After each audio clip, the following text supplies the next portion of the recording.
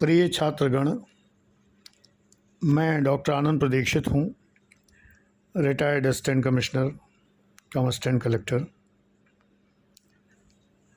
आप लोगों से एक बार फिर मुखातिब होने की इच्छा बलवती हुई है, जागृत हुई है। आज मैं आपको एक चीज़ ये बताना चाहता हूँ कि आईएएस एस्पिरेंट्स के 3 क्लासेस हैं, 3 वर्ग हैं।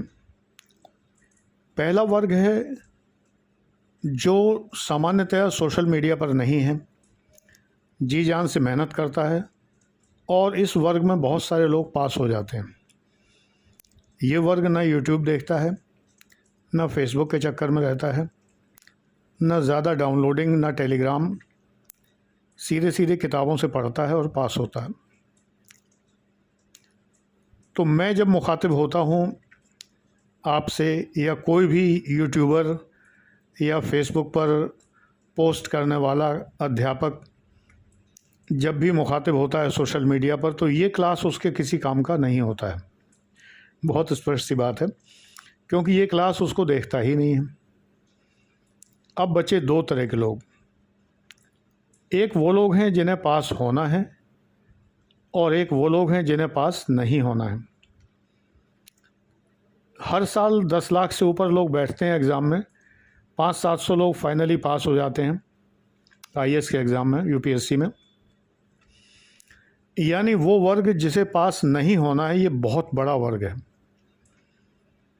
आजकल यूट्यूबर इसी वर्ग को टारगेट करके अपने वीडियो बनाते हैं, जिसको पास नहीं होना है, क्योंकि ये बहुत बड़ा क्लास है। इनमें से हर साल 50-100 लोग ऐसे भी निकल आते हैं जो पास हो जाते हैं। तो 10 लाख 12 लाख की संख्या की तुलना में ये संख्या कुछ भी नहीं है।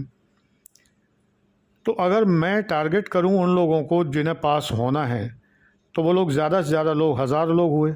वैकेंसी नहीं होती इतनी कि जो हम ये कहें कि 1000 लोग भी पास होंगे।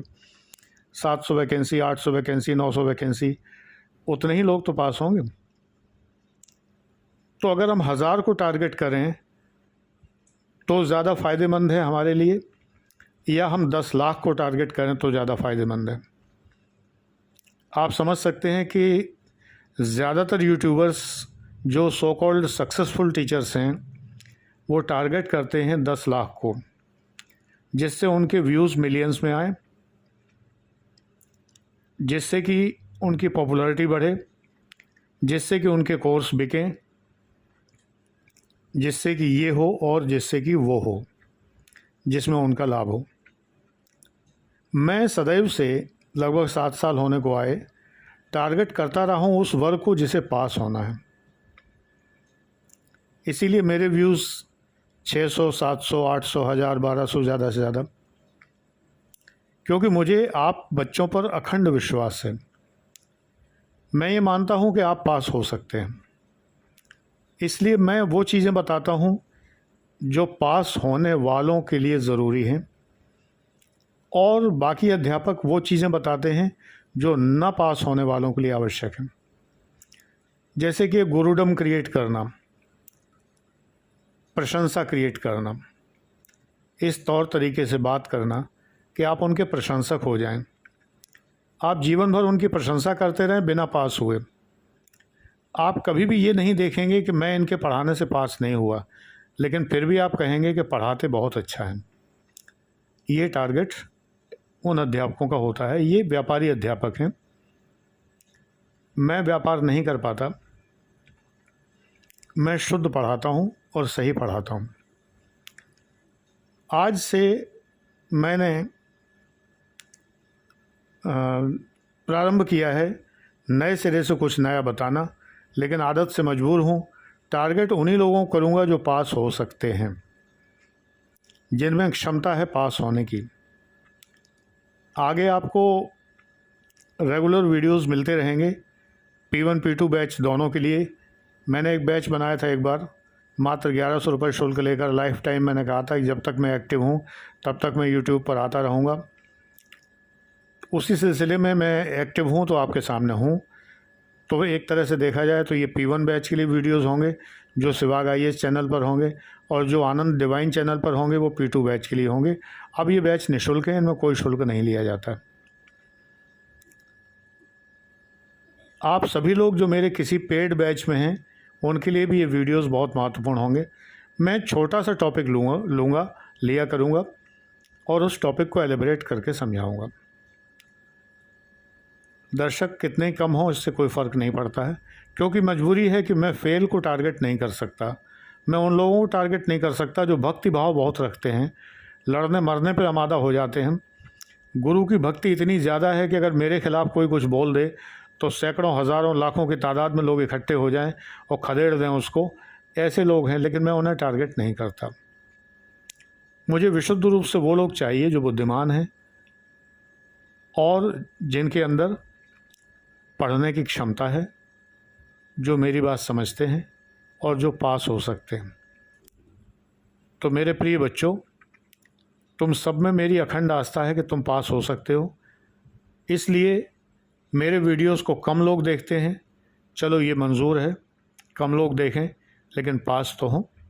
लेकिन अफसोस ये है कि आप लोग पिछले 6 वर्ष से, जब से मैं वीडियो बना रहा हूँ, 7 साल पूरे हो जाएंगे जनवरी में, 6.5 हो चुके हैं, तो आप लोग फिर भी पास नहीं हो रहे हैं।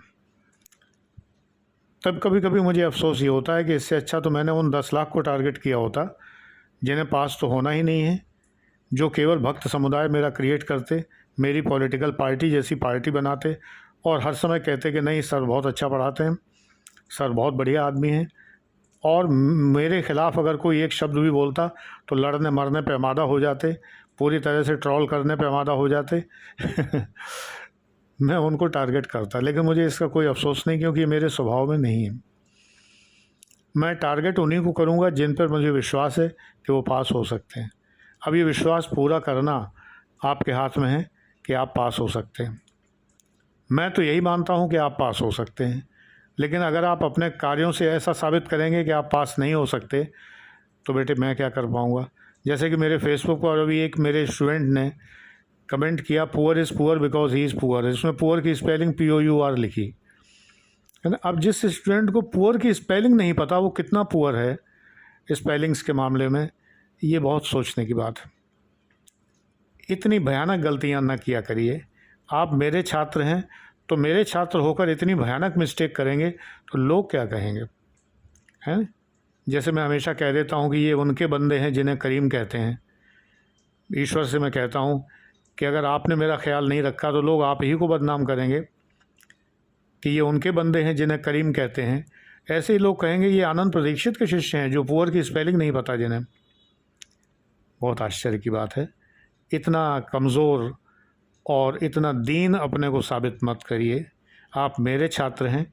एक IAS रैंक से रिटायरमेंट, वॉलंटरी रिटायरमेंट लेकर 22 साल से पढ़ा रहे एक अध्यापक के आप शिष्य हैं, जिसने कभी प्रसिद्धि की परवाह नहीं की, पैसे की परवाह नहीं की, जिसने गिमिक्स की परवाह नहीं की, जो फर्जी स्टेटमेंट नहीं देता, जो इंटरव्यू ऑर्गेनाइज नहीं कराता, पैसे दे के इंटरव्यू नहीं करवाता अपने चारों तरफ, जो मॉक इंटरव्यू के नाम पर फर्जी झूठी ड्रिल नहीं करवाता, जो ये नहीं करवाता कि जो लोग सेलेक्ट हो गए उनको बुला लिया और उनका मॉक इंटरव्यू करा दिया, जो ऐसा काम नहीं करता, जो ईमानदारी से आपको पढ़ाता है, जिसने अपने सिलेक्शन के सारे प्रमाण आपके समक्ष प्रस्तुत किए हैं, जिसने अपने मोहरें, सीलें, पोस्टिंग, हर चीज़ लिखी हुई है अपने प्रमाणों में।